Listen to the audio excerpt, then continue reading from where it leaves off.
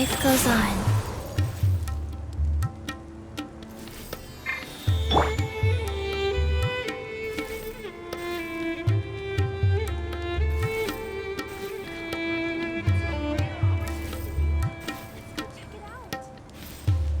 All the world holds dear is but a backdrop of constant motion. I stand before it, alone and unchanging.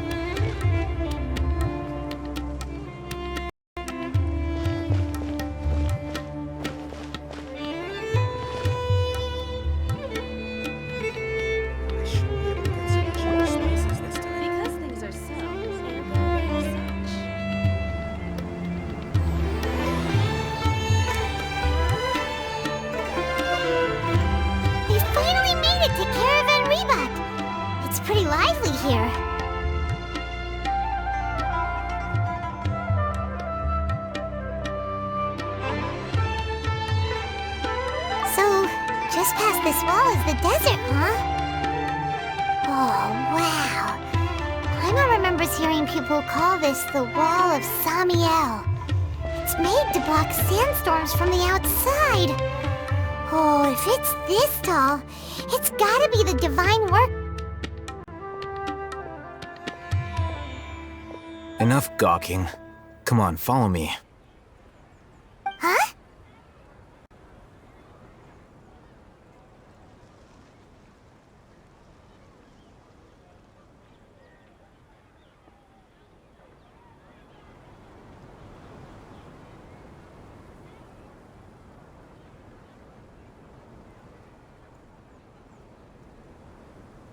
Over here.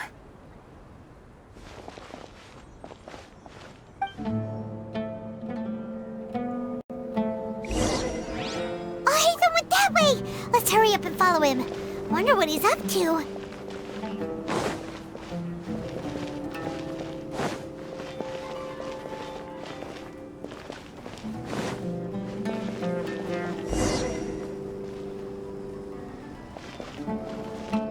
Travelers and visitors, don't miss out. Come on, it's a rare opportunity. Let's go check it out.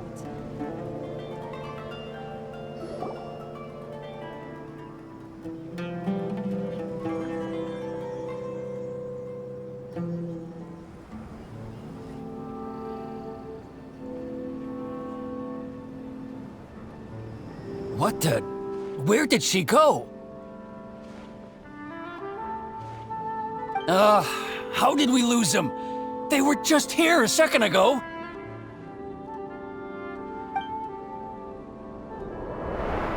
More Eremite mercenaries? Who are they working for this time? Anyway, Traveler, it seems like we were being followed again. You were too careless. You should have noticed those hopeless amateurs trailing you a long time ago.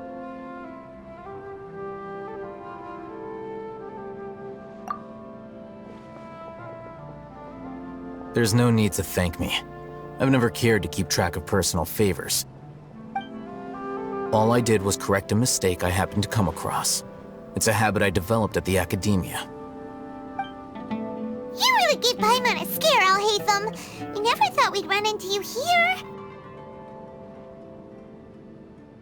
Last time we met at Port Ormos, didn't you say you were going back to the academia? Wait, don't tell Paimon that you're here to take us back on their orders. Oh, so you've already landed yourselves on the academia's hit list. I can't say that I didn't expect it. However, had I wished to turn you over to the academia, don't you think you'd already be the Eremites' honored guests by now? Oh, right. You do have a point.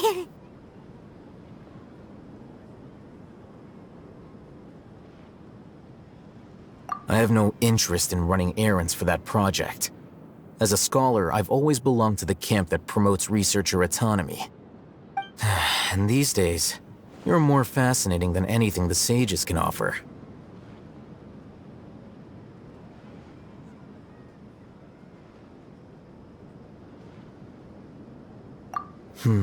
Not quite. To tell you the truth, I'm still investigating the Divine Knowledge Capsule. Unfortunately, I've run into some difficulties. Everyone says the capsule originated in the desert and was eventually moved to Port Ormos. If I am to get to the bottom of this, I must understand how the capsule first came to be. Which brings me back to you, and why you're so interesting. The leader of Ain al-Ahmar used the Divine Knowledge Capsule right in front of you, and upon seeing him, your expression became perplexed, and you were lost in thought for quite some time. To have that kind of reaction, I think you must have realized something. Are you interested at all in sharing what you've been hiding from me?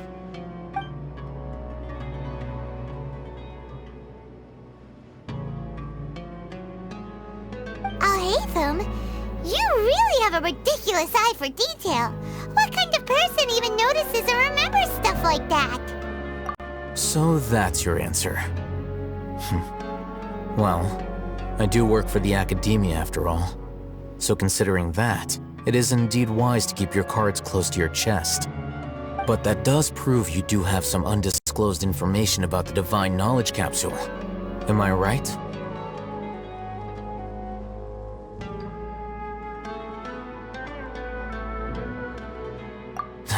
No matter. Rather than simply learning the answers from you, I'd still prefer to investigate on my own. Speaking of, you two are also headed to the desert? That's right! We have the same plan as you! But we don't really have any concrete goals at the moment. Then I'd suggest starting with Aru Village. It's the largest settlement in the desert, so it'll probably have more resources and intel than anywhere else. Well, would you like to head there together? It's always better to travel with someone you know. Let's go!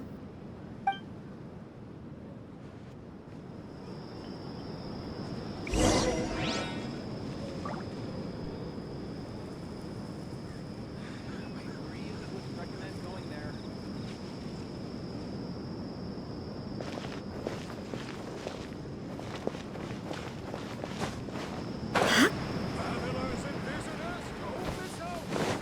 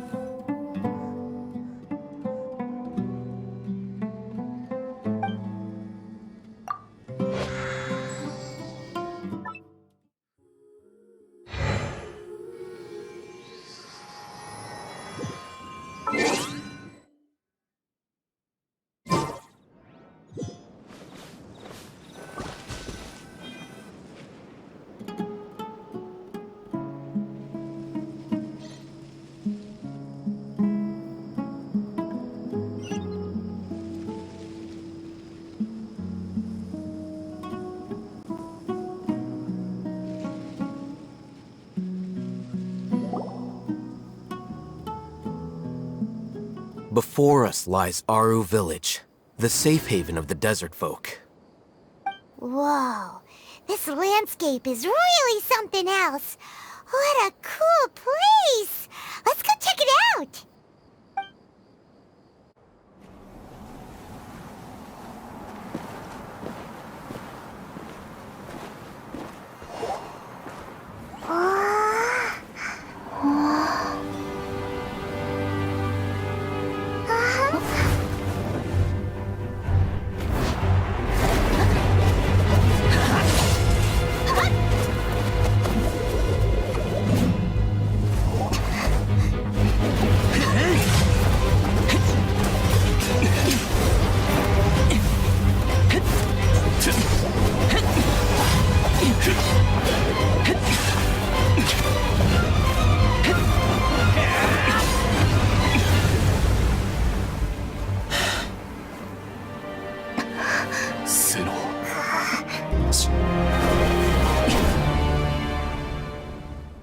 Barely spoken 2 words to each other before now at the Academia.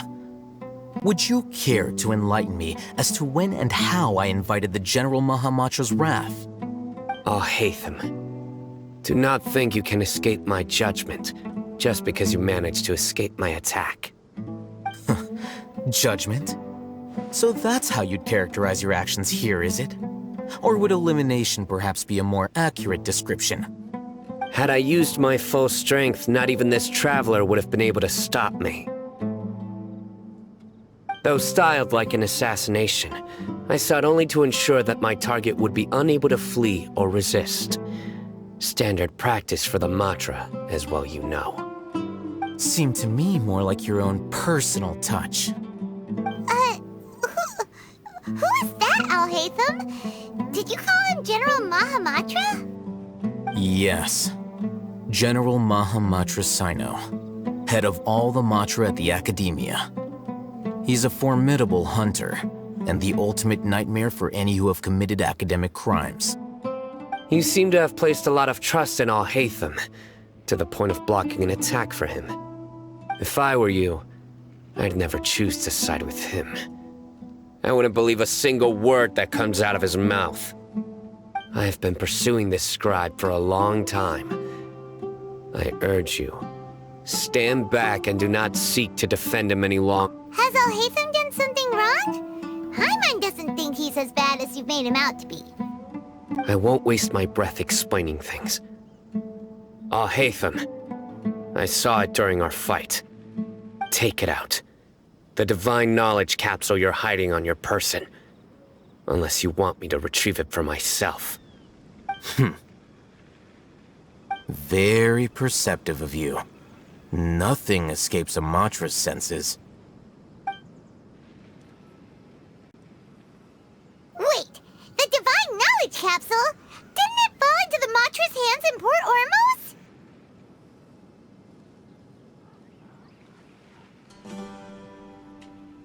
No wonder you speak with such confidence, Sino. But I must admit, I'm very curious. What does this capsule mean to you? And why, as General Mahamatra of the Academia, are you all alone in the desert? As far as I'm aware, the other Matra have been speculating about your disappearance. Have you been given a mission that's, let's say, morally dubious? If I was the real target of your mission, what was stopping you from simply using your authority and resources to judge me within the walls of the Academia?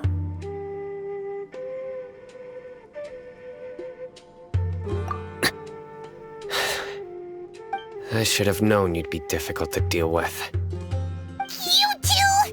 Ugh! What you would do, Traveler? Paimon feels like we can't trust either of them! Ahem. Well, look at you two, acting all tough and self-righteous over there. Wait, Dia?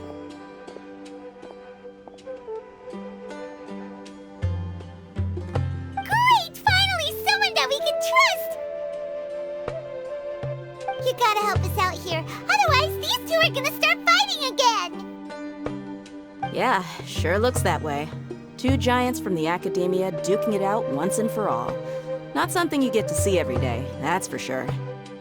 Listen, I know you academic types love to fill up your big brains with self-righteous morality and lord your empty rules and virtues over each other.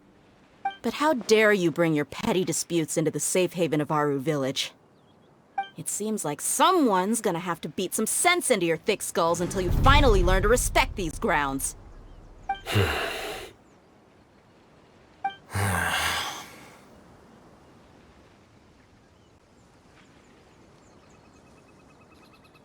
Hey, did either of you hear a word I just said?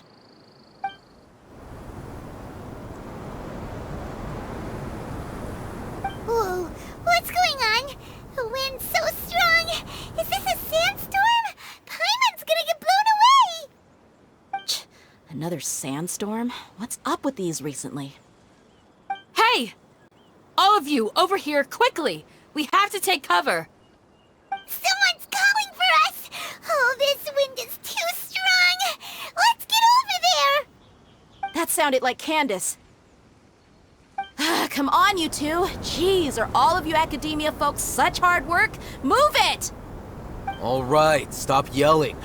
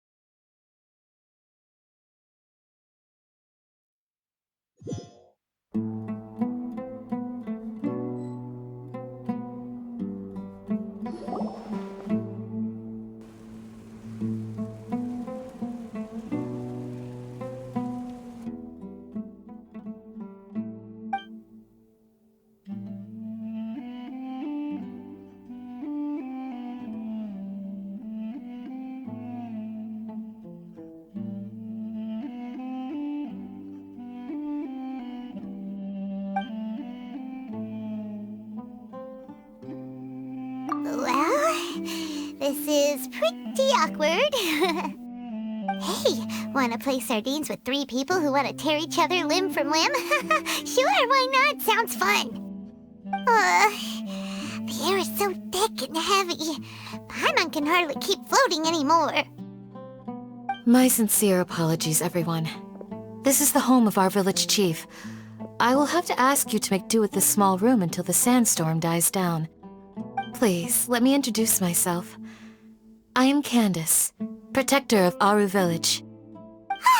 Our savior has come at last! Nice to meet you, Candace. The name's Paimon. Thank you so much for helping us. There's no need to thank me. It's only right to help each other when the weather gets rough. Wow, she's so gentle and caring, like a nice older sister. Unlike those guys over there. All right. Now that we're all better acquainted, we should return to the topic at hand. As a guardian charged with the responsibility to protect my fellow villagers from harm, I was observing your conflict from afar, even before the sandstorm started. And now that you have set foot within Aru Village itself, it is all the more my responsibility to make absolutely sure that you pose no threat whatsoever to us. So please, have an honest and sincere conversation with one another, and put your hostile feelings to rest.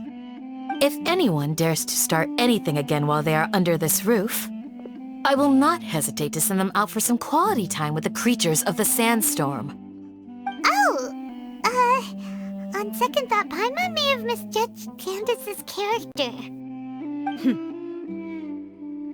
And that goes for you too, Miss Dia. Do I make myself clear? All right, we got it, Candace. That's what I like to hear. So, which of you will begin? I was supposed to be a mediator, but I might have gotten a little too involved just now. Anyway, one of those two should probably start talking. Wait, that was you trying to be a mediator? I have nothing to hide, so there's no shame in explaining myself.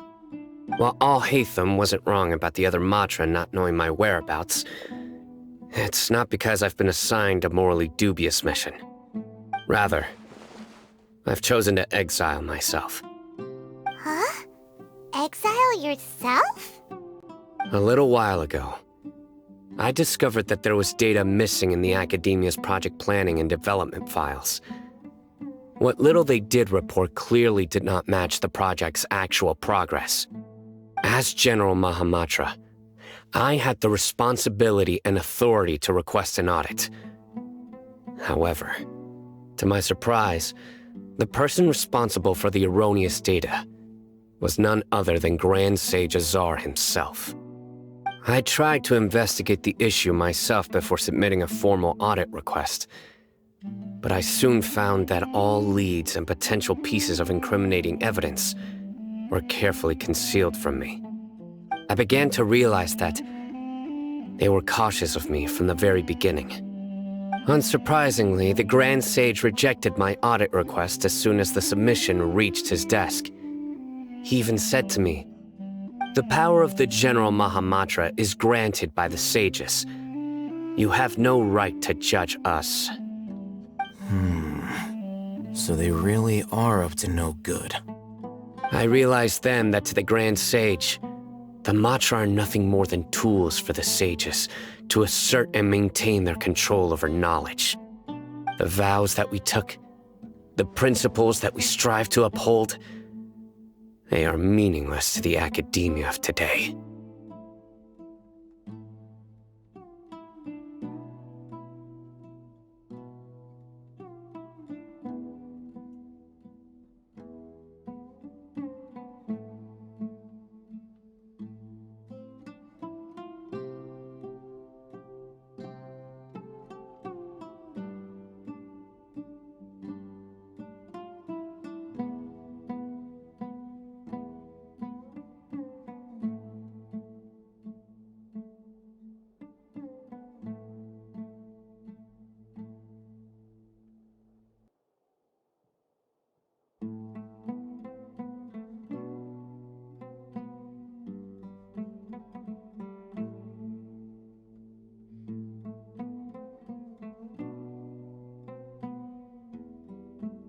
I believed it would be wise to flee the academia before the sages had a chance to take action against me. This way, they can no longer see nor predict my actions.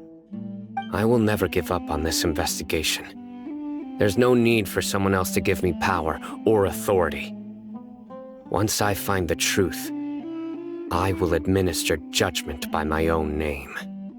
Sino seems to have the same goal as us. We're all investigating the sages. Plus, now that he's no longer the General Mahamatra, he somehow feels a lot less scary.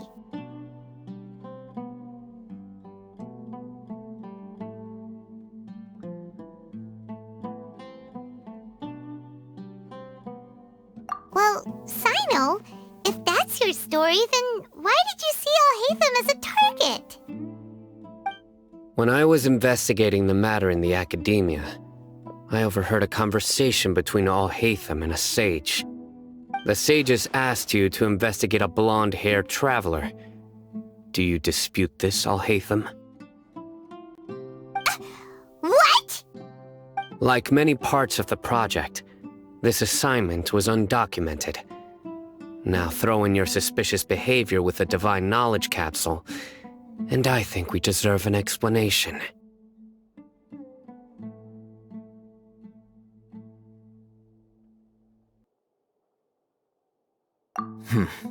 Yes. I was indeed tasked with investigating the Traveler. Alhaitham! After all, the promised reward was so great that hardly any scholar could have refused. The sage told me, once you've completed this assignment, I can give you a glimpse of divine knowledge. A most enticing offer. Unfortunately, those academics don't know me at all. Their words contained one key piece of information, namely that divine knowledge indeed exists. That gave me all I needed to know. From my perspective, the sages are far from trustworthy. Think about it. Isn't it a little strange they're so willing to share divine knowledge with anyone, even as a reward? So, I began my own investigation following the lead of the divine knowledge capsule. In the end, I realized my wisdom in committing to this rather than collaborating with the sages. Had I been less guarded, I probably would have ended up like that Ain al-Ahmar mercenary, incapable of remaining sane for long enough to hold a conversation. You mean that the sages originally planned to dispose of you, using one of those capsules that drive people insane? I'd already given up on the assignment by then. I only told the Academia I was waiting in Port Ormos for you to appear so they wouldn't suspect anything. So it came as quite a surprise when I encountered my erstwhile target while investigating the Divine Knowledge Capsule. Criminals do love to talk about coincidences. Even though I ran into the Traveler by chance, I had no intention of providing assistance to the Academia. Also, you should remember, you were the ones who decided to follow me and strike up a conversation after I left that tavern. That's true. Alhaitham helped us out at Caravan Rebat as well. Maybe he's telling the truth. I'm willing to apologize, if that's worth anything to you. I took the Divine Knowledge Capsule behind your back because I judged its existence to be a significant risk. I felt that it would be best for no one to interact with it before it had been properly studied. After all, curiosity often proves to be the most dangerous thing in this land. You should be well aware, Scribe Alhaitham, that curiosity can also lead you to danger and suspicion. Answer me this. Did the sages share any information about their project with you? Have I not made myself clear? You and I are both distrusted by the Academia. Do you really think they would tell me anything? Fine. Although you haven't completely proven your innocence, I won't regard you as an enemy, for now. As you wish. Good. I'm glad to see you two clearing up your misunderstandings. And now you, Dia. I believe it's your turn. Oh, sorry. Whatever the boys were talking about must have been so boring that I spaced out. My situation is pretty straightforward. My employer, Dunyarzad of the Homayani family, is friends with the Traveler and is currently recovering from her illness at home. I had nothing going on, so I decided to return to Aru village for a visit. I was actually looking forward to a pretty exciting time getting back together with everyone here. But then I saw these two random guys in the middle of a pointless argument. It ticked me off, and things went downhill from there. Is that all?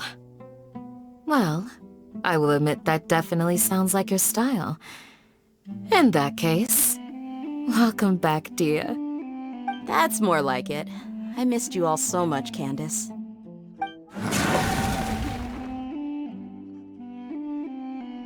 Whoa! What was that sound? No need to worry. Now that you're no longer at each other's throats, please make yourselves at home. I'll take a quick trip outside to clear out some of those creatures in the sandstorm. Creatures? In the sandstorm? Are you sure you don't want some backup? Fighting in a sandstorm is not for the faint-hearted. Anyone without extensive training in these conditions is at a disadvantage. You needn't worry. Yeah, just leave him to Candace. Don't worry, she's as tough as they come.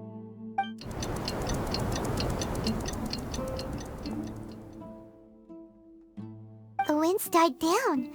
That means the sandstorm's over, right? Candace still isn't back yet, though. Is she alright?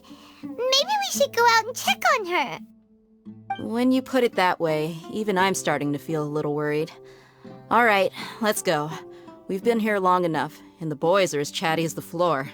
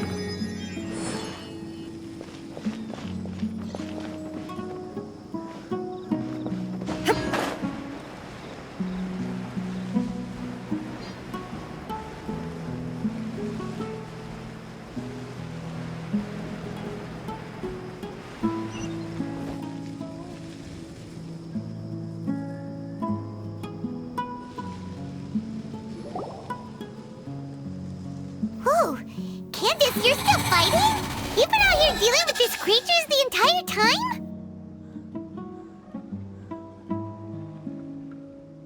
Yes. They just keep coming in waves. I've lost count of how many I've defeated. Before I realized it, even the sandstorm had stopped.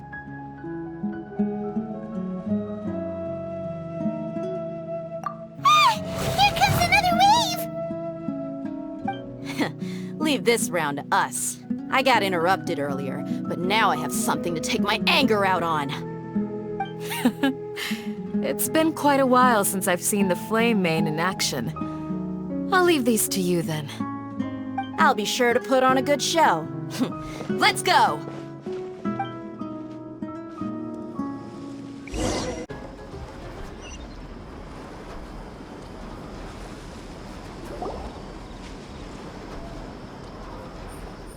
The creatures stopped appearing.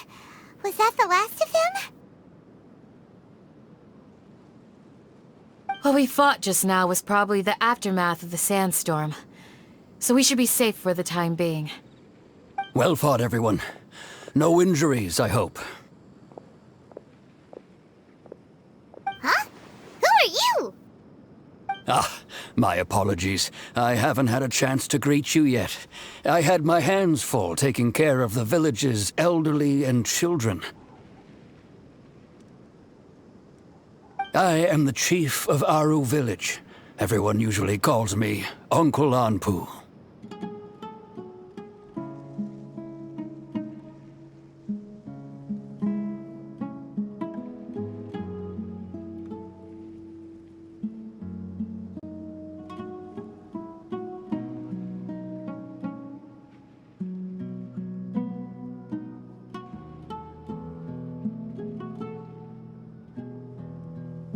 Sir, I am also originally from the desert, but I have not been back for some time now. May I ask if such sandstorms are common? I can't say they've always been common, but recently the storms have become increasingly severe and frequent. Besides sandstorms, we also occasionally get earthquakes. According to an investigator who stayed in the village a while ago, these unusual natural phenomena are related to the withering of Irminsul. Another effect of Irminsul's withering. So, Irminsul's withering causes withering zones in the forest, and sandstorms and earthquakes here in the desert? Everything in the natural world is inextricably connected to Irminsul.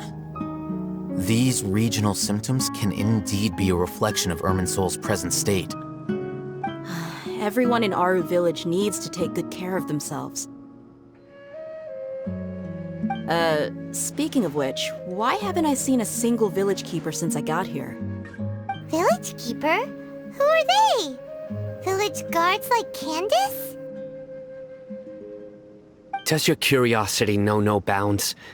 Village Keeper is how Aru village refers to mad scholars, exiled here by the academia. Most of them are scholars who lost their sanity after a period of training in the Avidia forest. The academia believes that their crazed mutterings may have a negative effect on the psyches of other scholars. So, they're forcibly exiled to the desert. Though if you ask me... Alas, that's exactly what we've been trying to investigate. One by one, the village keepers have been mysteriously disappearing without a trace. But no one in the village has ever seen them leave. If you're planning to stay around the village for the next few days, I'd appreciate it if you could keep an eye out for them. I've had encounters with those people in the past. I'll see what I can do to help. The Matra are the ones responsible for their exile. Now that you're no longer with them, are you trying to alleviate your guilt and atone for your past sins? I'm fascinated by how you think. Mock me if you will, but if you are guilty, I will eliminate you, regardless of my position or identity. Oh, you're the former General Mahamatra. You must be an expert in these kinds of investigations. Thank you for your help. Is it because because you're reminded of Hypatia? Oh, these poor scholars. First they lose their sanity, now this! We need to help get them back home, safe and sound. But, is it really a good idea to tag along with Sino? You seem like you really don't trust him. I'll be grateful for the assistance. No doubt you will do a better job than some of my subordinates.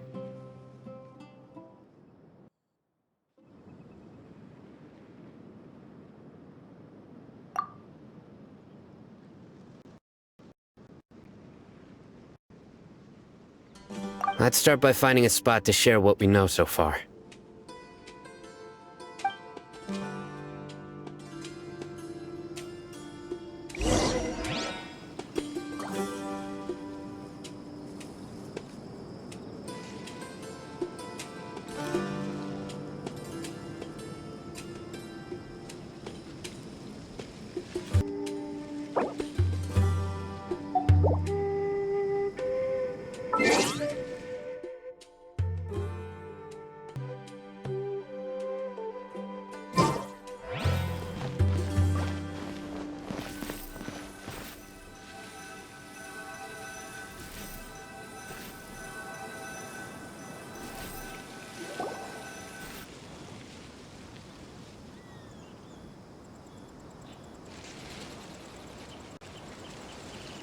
Although I've sent myself into exile, I'm still doing essentially the same things as before.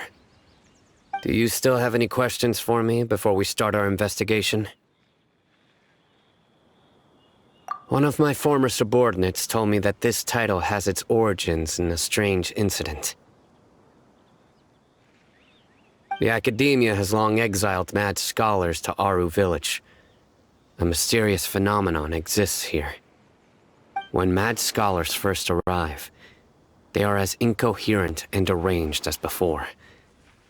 But after spending some time here, they invariably begin to calm down.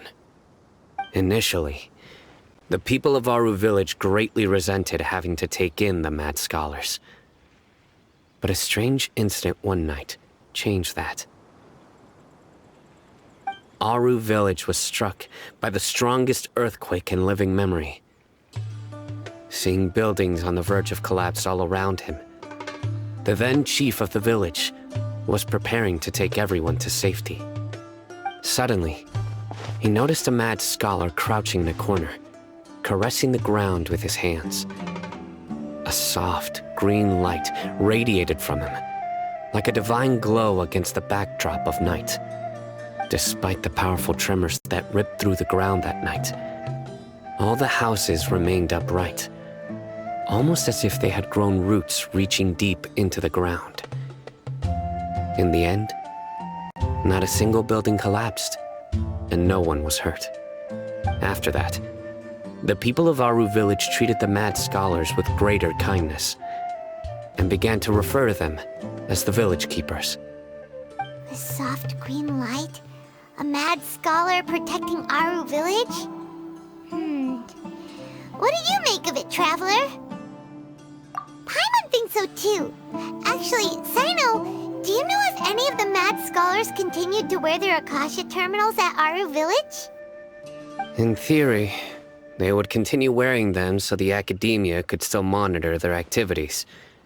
With that said, the main Akasha system would no longer have any interaction with them. Oh, no wonder! Everything makes sense then!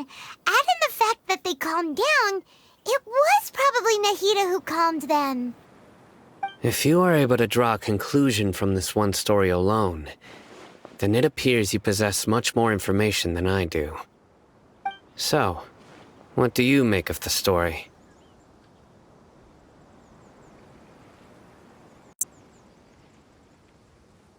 Really? Lesser Lord Kusanali. What? You don't believe us? Lesser Lord Kusanali was definitely using the Akasha to give her power to the mad scholars! No, it's not so much that I don't believe you.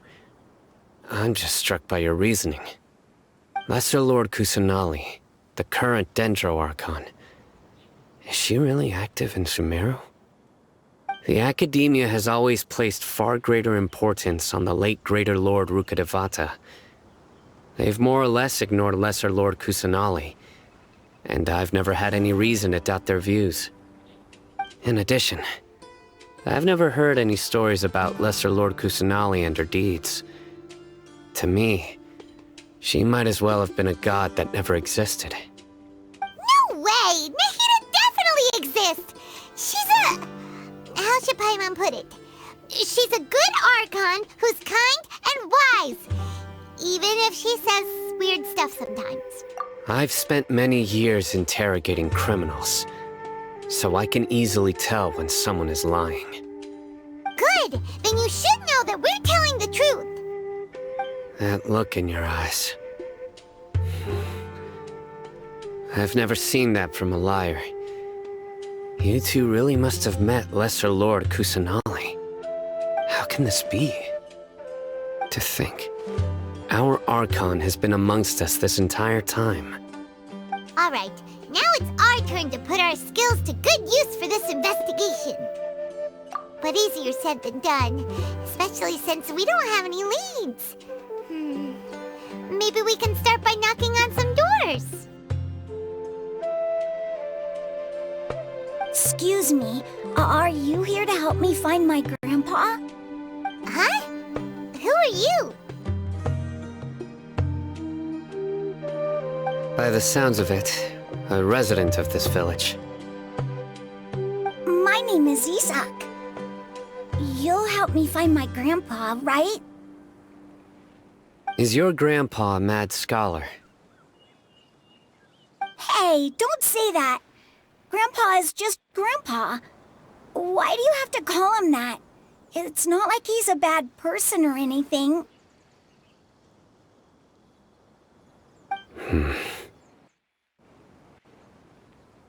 The person you're referring to is not a local, yet you are.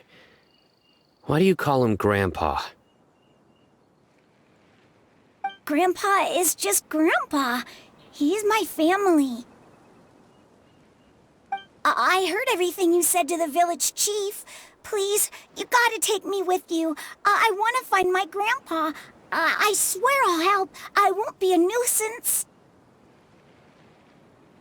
Ah, so you're the one who was eavesdropping on us around the village chief's house.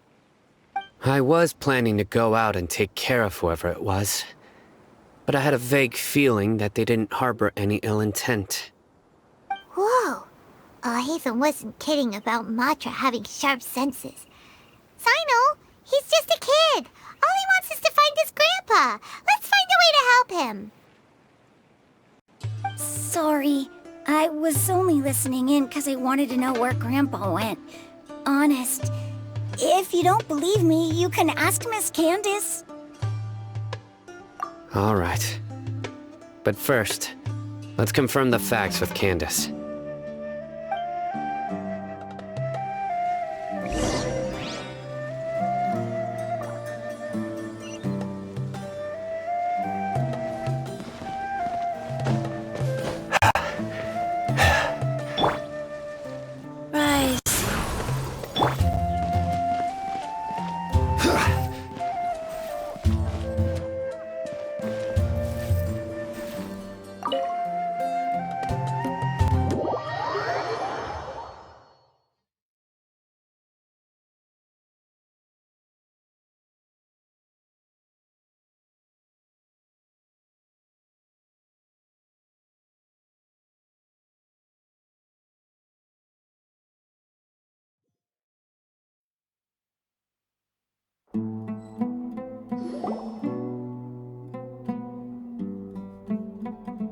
Sino is super vigilant.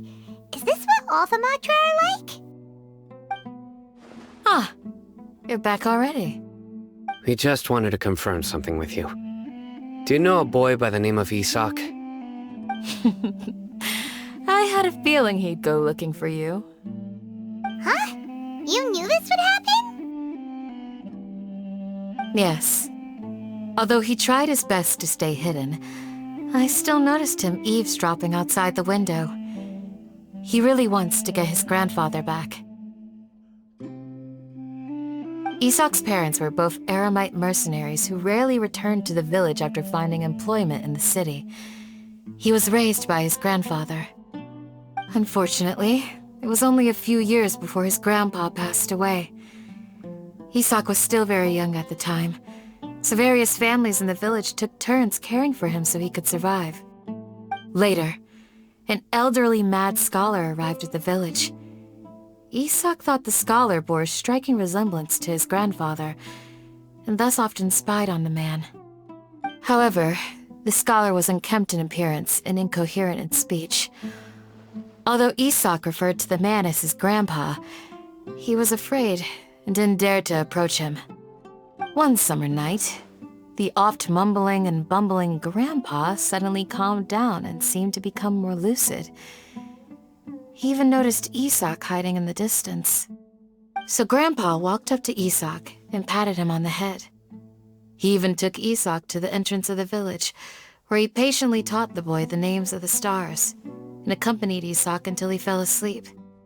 The next morning, Isak woke up and wanted to go find his grandpa again, only to realize his grandpa no longer recognized him. However, even so, Grandpa retained his calm expression.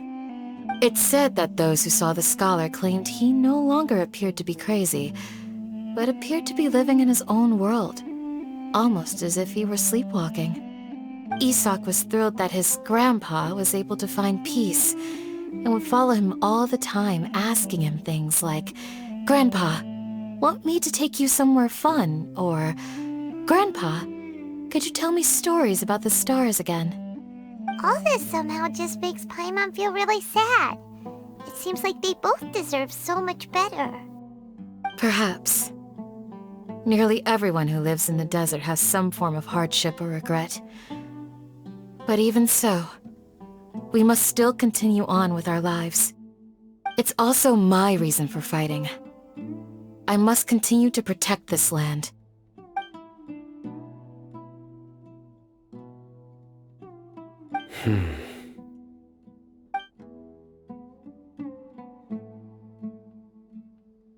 Maybe the people have always had a considerate god watching over them. Huh? What did you say, Sino? No, nothing. As long as Isak keeps his word and doesn't get in our way, we can take him along. Perhaps you are more compassionate than I gave you credit for. Please accept my thanks on Isak's behalf, Sino.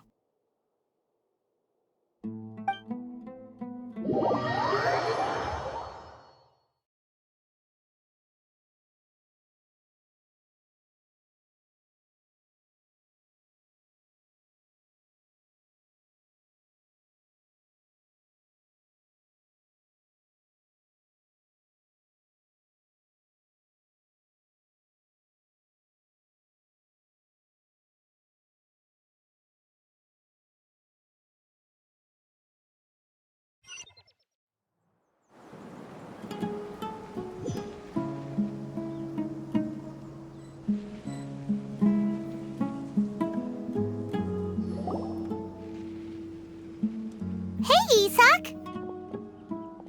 Oh, it's you guys! We've cleared everything up. Let's go find your grandpa. Really? Wow! Thank you so much! Yeah! Alright. Let's ask the local residents some questions first.